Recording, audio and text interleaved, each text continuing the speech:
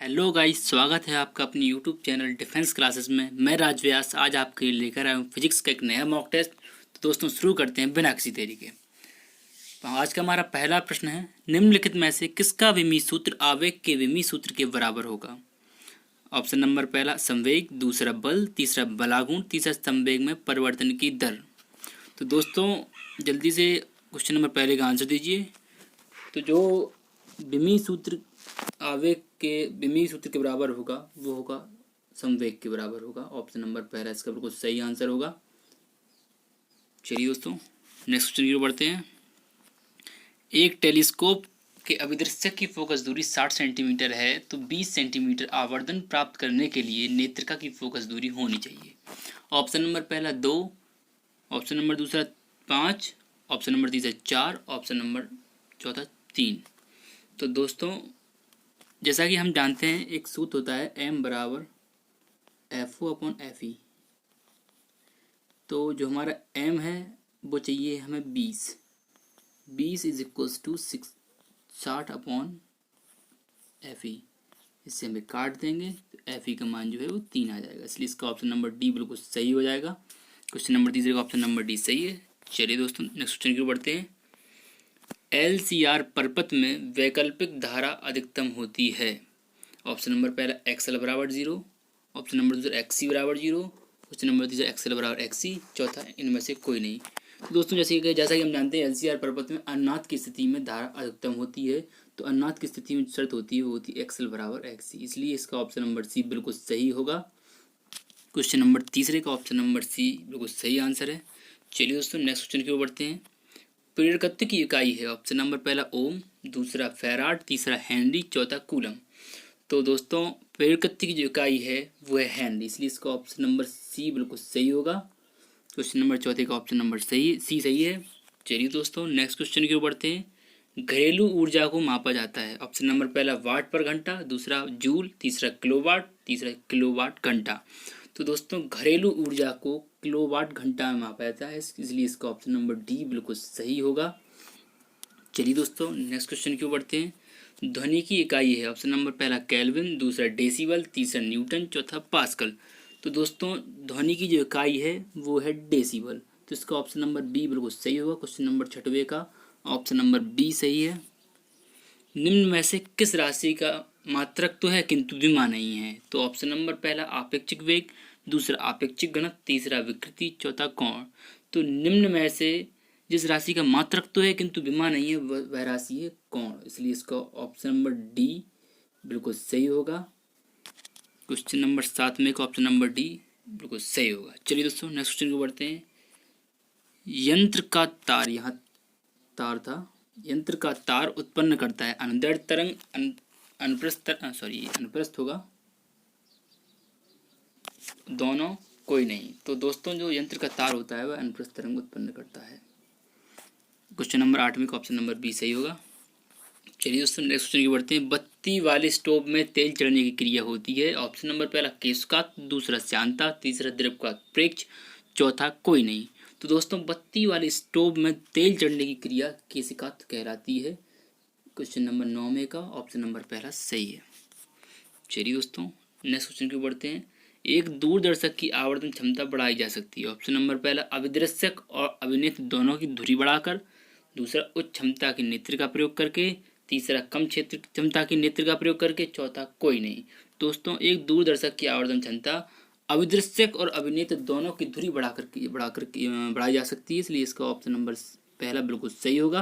Question number 10 में का option number पहला बिल्कुल सही आंसर है। दो बल्ब जिनके प्रतिरोध 1:2 के अनुपात में है और तथा श्रेणी क्रम में जुड़े हैं, इनसे व्यय विद्युत शक्ति का अनुपात होगा। ऑप्शन नंबर पहला 1:2, ऑप्शन नंबर दूसरा 2:1, तीसरा 1:1, चौथा 1:4। तो दोस्तों दो बल्ब जो श्रेणी क्रम में जुड़े हैं उनका प्रतिरोध 1:2 के अनुपात में है। तो जो श्रेणी क्रम में होता है तो उसके लिए R1 इज इक्वल्स अनुपात R2 is equals to P1 अनुपात P2। तो इसलिए इसका जो विद्युत व्यय शक्ति का अनुपात होगा वो 1:2 ही होगा, इसलिए इसका ऑप्शन नंबर पहला बिल्कुल सही होगा। क्वेश्चन नंबर 11 का ऑप्शन नंबर पहला बिल्कुल सही आंसर है।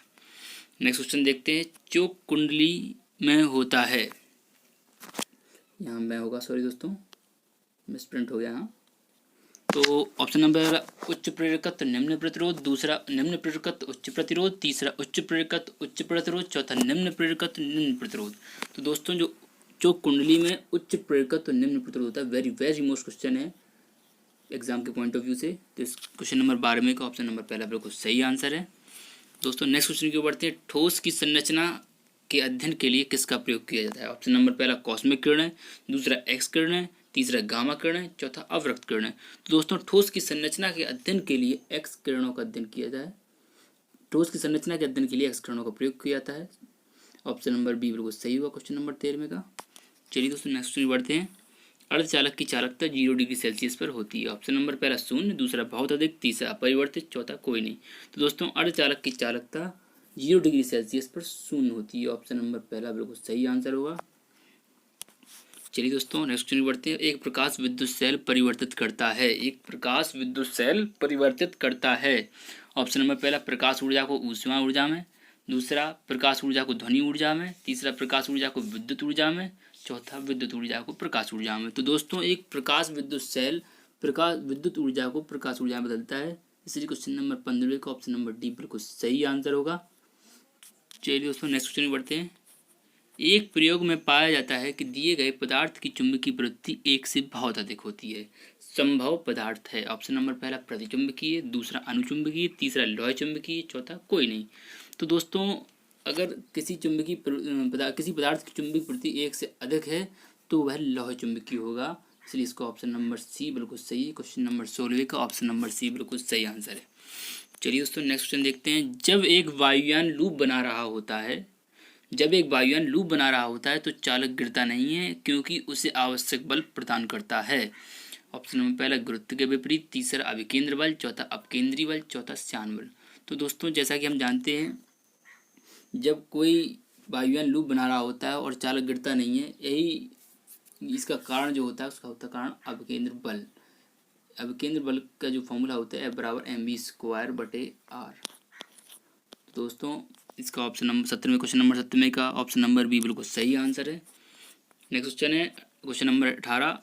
ध्वनि के दो स्रोत अनुनाद में होते हैं जब वे एक जैसे लगते हैं, जब वे एक समान आवृत्ति की ध्वनि उत्पन्न करते हैं, जब वे एक दूसरे से विशेष दूरी पर स्थित होते हैं, और चौथा जब वे एक ही स्रोत द्वारा उत्पन्न होते हैं। तो दोस्तों दो ध्वनि स्रोत अनुनाद में तब होते हैं जब वे एक समान आवृत्ति की ध्वनि उत्पन्न करते हैं। तो इसका ऑप्शन नंबर बी बिल्कुल सही आंसर है। क्वेश्चन नंबर 18 का ऑप्शन नंबर बी बिल्कुल सही आंसर है। दोस्तों नेक्स्ट क्वेश्चन है ताप में वृद्धि होने पर प्रत्यास्थता का यंग प्रत्यास्थता गुणांक। तो दोस्त घट जाएगा, बढ़ जाएगा, अपरिवर्तित रहेगा, कोई नहीं। तो दोस्तों ताप वृद्धि करने पर यंग प्रत्यास्थता गुणांक घट जाएगा।